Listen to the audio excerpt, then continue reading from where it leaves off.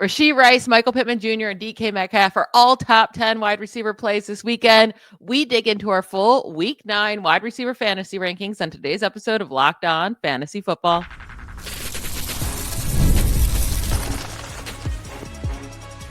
You are Locked On Fantasy, your daily NFL fantasy podcast. Part of the Locked On Podcast Network, your team every day. Welcome to the Locked On Fantasy Football Podcast. Thank you for making us your first listen every day. I'm one of your co-hosts, Michelle Magdziuk, and when I'm not doing this, I'm a researcher and fantasy analyst with NFL Network. And I'm your other co-host, Vinnie Iyer. When I'm not doing this, I'm writing about NFL, fantasy, and betting for sportingnews.com. Today is Crossover Thursday on the Locked On Network, and Crossover Thursday is presented by Prize Picks. Download the Prize Picks app today and use code LOCKEDONNFL to get $50 in lineups after you play your first $5 lineup. Today, we are finishing our positional rankings for Week 9 with the wide receiver position. We already went through our quarterbacks and tight ends on Tuesday, running backs on Wednesday's show. So if you missed those, go back and listen. But starting right at the top for wide receivers, of course, we have Ja'Marr Chase right up there. The targets he is getting with Joe Flacco are insane. Now, hopefully Joe Flacco plays. And obviously, if Flacco's out, Chase will fall down a little bit in our rankings. After that, we do have the top, our top 7 are all made up of the same wide receivers, slightly different rankings. My top 7 goes Ja'Marr Chase, JSN, Puka Nacua, CeeDee Lamb, Amon-Ra St. Brown, Rashee Rice, and then Justin Jefferson at number 7. Yours goes Chase, Puka, Jackson Smith-Njigba, Amon-Ra St. Brown, CeeDee Lamb, Justin Jefferson, and Rashee Rice at number 7. So let's hit on Rashee Rice here. 2 games back, 2 amazing fantasy performances. Yeah, he's the go-to guy now in scoring position for Patrick Mahomes. I know Travis Kelce also scored. Xavier Worthy's more elsewhere on the field, making the big plays. That limits his upside in any given week until he can get back in the end zone and be a consistent look there. They also threw a touchdown to Kareem Hunt last week. So looks like tight end back and their slot receiver where they're going to go a lot with Mahomes when they're in scoring position. And this should be a very high-scoring game. The Bills' secondary is good, but not great. You can burn them. And they can move Rice around a little bit. That also gives them a little bit of advantage over Worthy because they do look for him in other spots. And then Worthy has some competition here from Marquise Brown and sometimes Tyquan Thornton in terms of the field stretching there. But Juju Smith-Schuster's basically been faded into the background with Rashee Rice back in his typical role. So the matchup is good. You can move inside. You can move outside. It's going to be a high-scoring game. If there's a high-scoring game, there's a good likelihood that you'll find the end zone. Once again, I can't guarantee 2, but I think you'll get 1 more this week. Yeah, he's been a touchdown machine, a target machine as well. It's good for him. It's good for Mahomes. It's good for fantasy football. Now, DK Metcalf and Michael Pittman, we both also have in our top 10. I have Pittman at 8, Metcalf at 9. You have Metcalf at 8 and Pittman at 10. They're playing against each other. It's the Colts against the Steelers. The Steelers defense has been incredibly bad as of late. Now, they do normally step up when their backs are against the wall. Mike Tomlin, I won't be surprised if the Steelers have a shockingly good game on defense. But at the same time, this is too good of a matchup to ignore for Michael Pittman Jr. And then for DK Metcalf, the Colts are allowing the 4th most fantasy points per game to wide receivers this year, actually more than the Steelers. And Metcalf has been Aaron Rodgers' go-to guy, especially for touchdowns. I mean, he has a touchdown in 6 of 8 in 5 of 7 games this year. So been a touchdown machine with Aaron Rodgers, and Pittman has been a touchdown machine with Daniel Jones. Yeah, when you look at this matchup, I mean, the reason the Colts give up a lot in the pass game because they're leading a lot. They're scoring a lot of points. Teams are trying to catch up with them. And the running totals, I don't think you can run on the Colts as consistently. They're also good at covering backs out of the backfield. So the easiest way for Aaron Rodgers to attack is more downfield. The Colts also struggle a little bit with the tight end. So I think using the tight ends there in different situations as well, stretching the field with Metcalf are going to be really the best paths here for Aaron Rodgers to keep the Steelers' offense moving throughout the afternoon. Look, everything about this matchup stinks defensively for the Steelers, right? They have very good offensive line in Indianapolis with Bernard Raymond at left tackle. They can keep the pass rush at bay. Jonathan Taylor can go off. That's going to also set up the downfield play action, which is basically every week of the Colts offense, right? Run, open things up deep, It's just a matter of who's going to get the touchdown there between Josh Downs, Alec Pierce, and Michael Pittman. Last week, 2 out of those 3 scored. Pierce had a big play, but Pittman is also making those big plays downfield. And he's kind of like an extra hybrid tight end. The way they use him, it's like you can pick your poison. Cover Tyler Warren, cover Michael Pittman. The problem is I don't think the Steelers can cover either in this game. And the way that Shane Steichen is developing plays, it's going to create more confusion, as if the Steelers secondary needed more confusion. They had to go out and get Kyle Duggar for depth. That kind of tells you where they're at right now, despite having some big names back there, Jalen Ramsey and Darius Slay. Yeah, those acquisitions are turning out to be, a head. It's not even a head scratcher, but they're not working out right now. I do think it mostly has to do with the coaching for the Steelers. Terrell Austin needs to be fired, but Mike Tomlin, he'll be around still in like 2028, and Austin will still be having a terrible defense. But moving on to finish, round out my top 10, I have Jaylen Waddle as my wide receiver 10 against the Ravens on Thursday Night Football. You're a little bit lower at wide receiver 19. The Ravens defense has been better the last couple games for sure, but on the season, they've still allowed the second most points per game to wide receivers, and Jaylen Waddle without Tyreek Hill has been fantastic outside of the game in Cleveland. That was really, really bad weather. So I'm okay throwing that game away. The other 3 games, he had at least 95 receiving yards. He had a touchdown in 2 of the 4 games with 20 points, 18.4 points last week. So I think the Dolphins are going to be beat up in this game, right? Like the Ravens are going to be able to score a lot, meaning the Dolphins will have to pass a lot, and Waddle should be able to get his targets.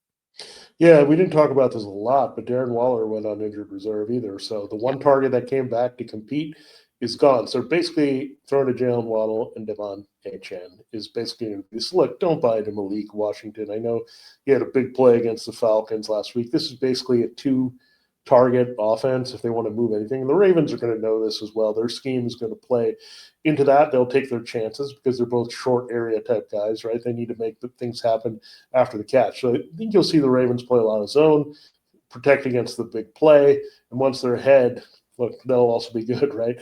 Then Tua will throw a lot of short passes. So I think volume alone, says Waddle and Achane, are going to be productive. I think Achane's going to have a very good game overall, but Waddle is going to have to get it done with volume. I don't see a lot of big plays, and a touchdown may not happen, but I think easily 10 to 12 targets, catches like 8 to 10, and we're good there. Just a matter of the yards and touchdowns, how much that comes with it here for Waddle. Now, to round out your top 10, you have Rome Odunze at number 9, right in between DK Metcalf and Michael Pittman. He gets a matchup against the Bengals. It is a nice matchup. I have him at number 11. It was a couple down weeks for him in week 6 and 7. He came back to life in week 8 with 10 targets, 7 receptions, 114 yards. However, he hasn't scored since week 4. He was a touchdown machine the first 4 weeks of the season with 5 touchdowns from weeks 1 through 4. But no touchdowns over the last 3 games. Hopefully he can get into the end zone here. But as long as Joe Flacco's playing on the other side, they should be able to put up points, right, for the Bengals, meaning the Bears will have to be passing. And I feel pretty good about Odunze. Hopefully he can come down with a touchdown, though, in this game. Yeah, I think the Bears and Jaguars are very similar. They're figuring it out here. They have a lot of promise, right? We know what Ben Johnston did in Detroit. We know what Liam Cohen did. Jacksonville will get to the Jaguars wide receivers a little bit later, but they're feeling it out, getting the guys going the way they want to go with their targets. I think you had the ideal game for the Bears last week, even though they lost. You had Rome Odunze get 100, DJ Moore make a big play or 2, get to 70-plus receiving yards. I think that's how they want it. Odunze is the 1, Moore is the 2, work in a little bit of the tight end and go from there. So it's a good matchup for Colson Loveland, as we mentioned. So those 3 guys should be the principals here of the Bears offense going forward with DeAndre Swift doing the running.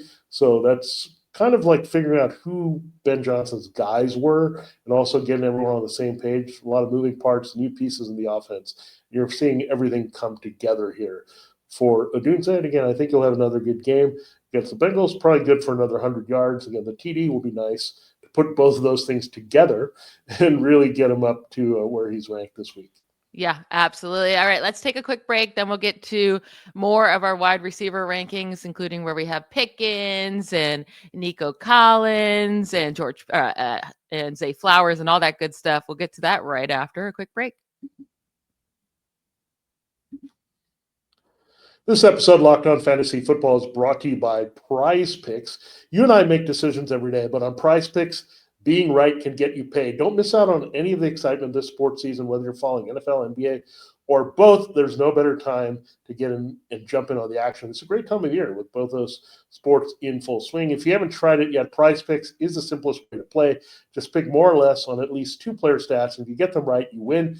It takes fewer than 60 seconds to make your lineup, and you can play anywhere Prize Picks operates, including California, Texas, and Georgia. The new Stacks feature is a game changer. You can now pick more on 3-pointers, assists, all that good stuff in the same lineup with one player. Plus, if one of your player leaves early with an injury, the injury reboot saves your lineup from a loss. So there's all kinds of great features to explore, whether you're playing NBA or NFL. Download the Prize Picks app today and use Locked On NFL promo code to get $50 in lineups after you play your first $5 lineup. That's the promo code Locked On NFL for $50 in lineups after your first $5 lineup is entered. Prize Picks, it's good to be right. This episode is also brought to you by Monarch Money. Let's be honest, most of us can't even name all our financial accounts, let alone what they're worth between 401k, savings, and investments. It's easy to lose track, and that means leaving money on the table. That's why I started using Monarch, an all-in-one personal finance tool that brings your entire financial life together in one clean, easy-to-use interface on your laptop or on your phone. It helped me organize my accounts, track my spending, and get a better handle on my investments without having to touch a spreadsheet. Monarch's visual dashboards and smart tools make it so much easier to understand where my money's going and how to make it work harder for me. Don't let financial opportunities slip through the cracks. Use code LOCKEDONNFL at monarchmoney.com for 50% off your first order. That's monarchmoney.com, code LOCKEDONNFL for half off your first year. Continuing our wide receiver rankings for week 9. At number 10, you have George Pickens against the Cardinals. I'm not too far behind with him at wide receiver 14. He hasn't gotten into the end zone since CeeDee Lamb has gotten back, but last week he did still get his 9 targets, 7 receptions, 78 yards. Like, he's still getting the yards without Lamb. It's not those huge games he was getting, but in this matchup, it's much easier than what he had with the Broncos last week for the Cardinals. So I'm fine with plugging him into my starting lineups this week. I would just prefer him as my wide receiver 2 than my wide receiver 1. Yeah, I mean, last week there was a bit of a break in the middle of the game. Patrick Surtain, too, got hurt. Now he's going to miss the game, which will be a break for Nico Collins if he can be cleared from that concussion this week. But, yeah, looking at the Cardinals secondary, nothing scary there. It's Monday night. The Cowboys are at home. The Cowboys are better at home. They've got the undefeated record, the 2 wins there, and as well as the tie. There was a lot of offense in all of those games put up by the Cowboys. So you feel better, but yeah, Lamb being in there definitely cuts into what Pickens can do, because Lamb can make big plays, Lamb can score touchdowns. Here, look, you're not going to always get the games, right? When you have Lamb and Pickens and Jake Ferguson, somebody might be left out a little bit with the way the matchups go and the game goes, and especially if Javonte Williams keeps scoring touchdowns. I mean, then you have limited touchdowns to go after. But Pickens has a great shot of returning to the end zone in this game, making big plays. No worries about the defense on the other side. It's more about, Dak, pick somebody here where you want to go this week. I actually think the Cardinals might be able to contain Lamb a little bit, and it could open things up for Pickens. It should, definitely. I think he can come down with a touchdown finally this week again. Now, my wide receivers 12 through 15 go Ladd McConkey, Nico Collins, George Pickens, Zay Flowers. Your 12 through 15 go Devontae Adams, Nico Collins, Ladd McConkey, Zay Flowers. So you're a little bit higher on Adams this week than me. I have him at 18. I just don't know how much they're going to have to throw against these Saints, right? And we love Puka, but Devontae Adams is going to be in your lineup. Now at 16, though, I have a guy way ahead of where you have him ranked, and it's Chris Olave against the Rams. I have him at 16. You have him down at wide receiver 31. My thing is, like, he's getting so many targets, and I get it. It's not turning into a ton of production, but 12 targets last week, the 2 weeks prior, 10, and then prior to that, 11. Like, he had most games, he's getting double-digit targets.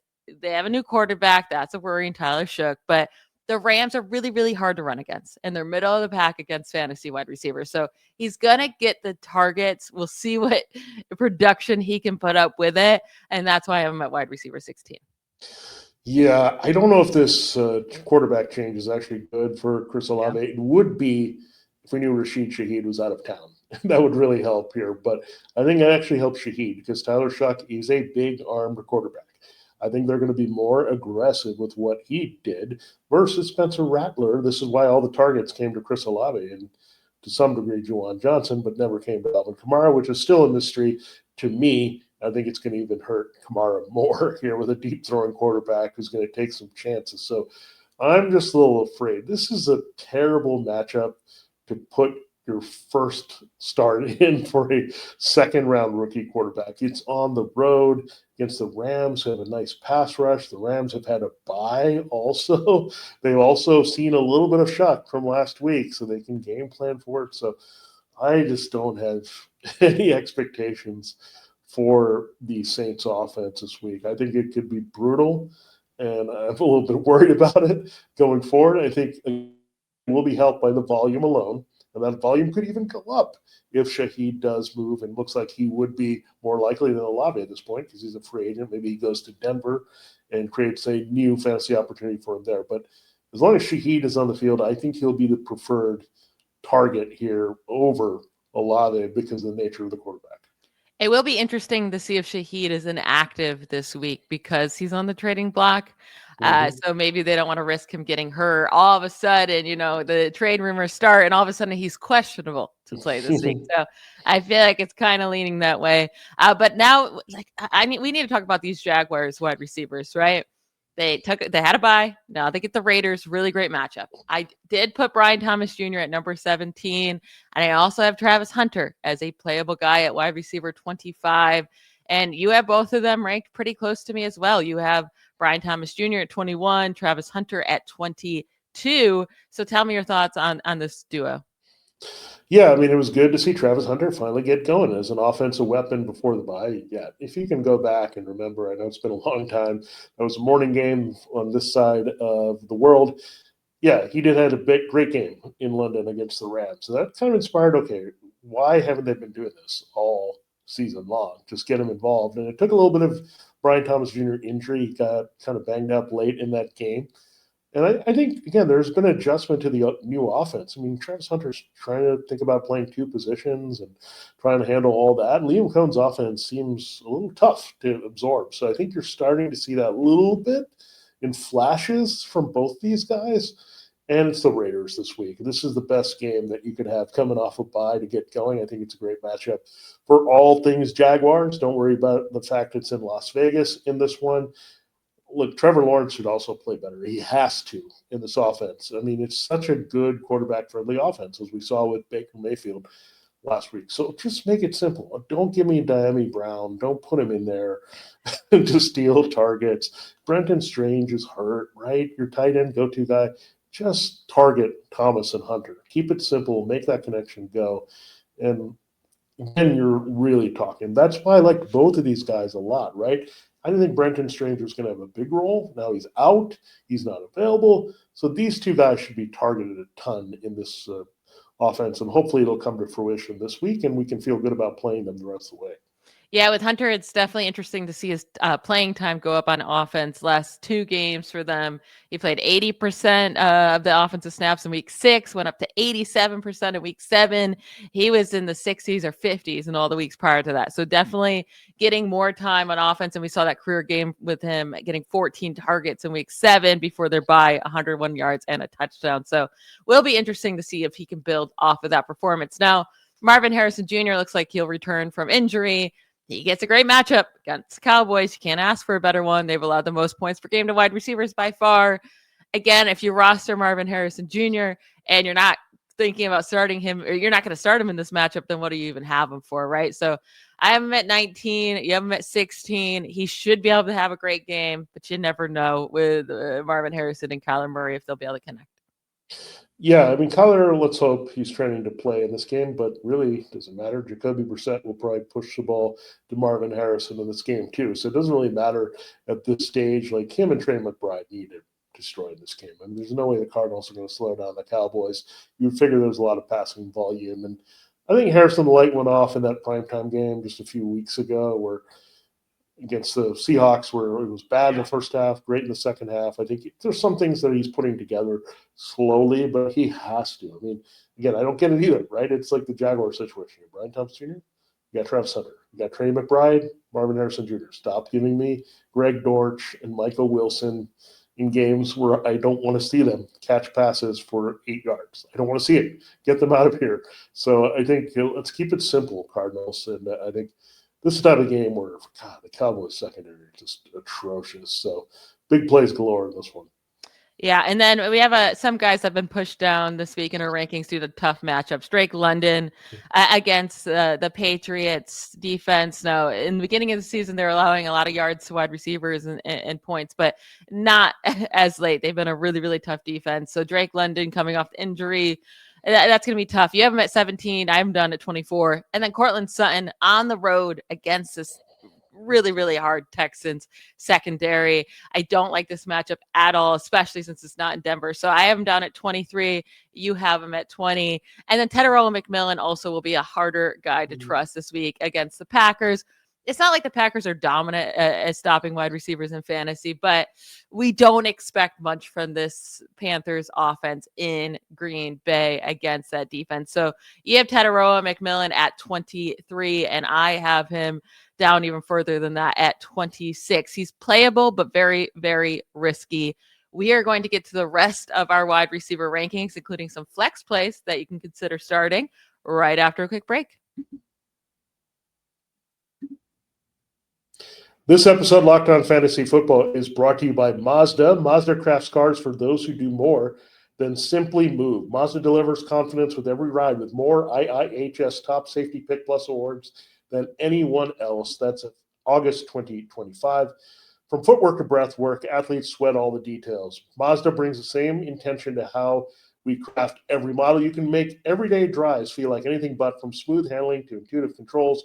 With all-wheel drive standard in every crossover SUV from Mazda, you can drive with confidence through almost any season. Like our players in fantasy football, we sweat every detail, because when you make every move count, impossible becomes irrelevant. Mazda, move and be moved. All right, Michelle, it is time to close the show. We're getting deeper into the wide receiver rankings. We're going from wide receiver 2s to wide receiver 3s. Let's get into this. So Terry McLaurin comes back for one game, scores a touchdown with Marcus Mariota against the Chiefs. Tough matchup, comes through. First game back, right? That was pretty good. Then he's back on the shelf. So what a disaster season for McLaurin and Jaden Daniels too. Like, not playing. Like, that combo was awesome last year. Scoring touchdowns, the combination. If you had them both in your lineup consistently in a stack, you were feeling it. Now it could be the Mariota Debo show for this matchup against the Seahawks. So quite a matchup coming up. I mean, the Seahawks are not the hardest team to pass on, not the easiest team, somewhere in between, right? But Debo is a guy you can move around. And I have a bad or good feeling that the Commanders are going to be down to the Debo and Zach Ertz show in this game against Seattle on Sunday night, I think it is. Yeah, I think Devo's a good play, and I do think Jaden Daniels should be back instead of Marcus Mariota. I would like Devo a lot more with Jaden Daniels back there. It's been 2 straight really terrible games for Devo, but he can put it together, and this team needs him too. The Seahawks are middle of the pack against wide receivers, so I like Devo this week. I have him at wide receiver 22. You have him at 25, so we're pretty similar there. You have him just outside that wide receiver 2 range. I have him right at the end. T. Higgins, we're pretty similar on as well. I have him at 21. You have him a little bit higher than that at, I believe, wide receiver 18. As long as Joe Flacco's there, then yeah, you can put him in your lineup. Now, I have some questions for you as we go through the rest. I'll ask you this guy or this guy. Xavier Worthy for the Bills or Jameson Williams against the Vikings? Yeah, to me, I think it's Xavier Worthy. I mean, Jameson Williams, I want to believe in more, but it's getting hard. It's not like the Vikings are a rollover secondary, right? I think you're going to have to get the ball out quickly and run the ball to beat the Vikings if you're the Lions at home. So I don't think they have to force it to Jameson Williams. That's my problem. Where Worthy's in a high-scoring game. Look, the Bills basically handed Xavier Worthy to the Chiefs in a trade during the draft. So this could be a chance for him to get going if all the attention's on Rice. It's a high-scoring game.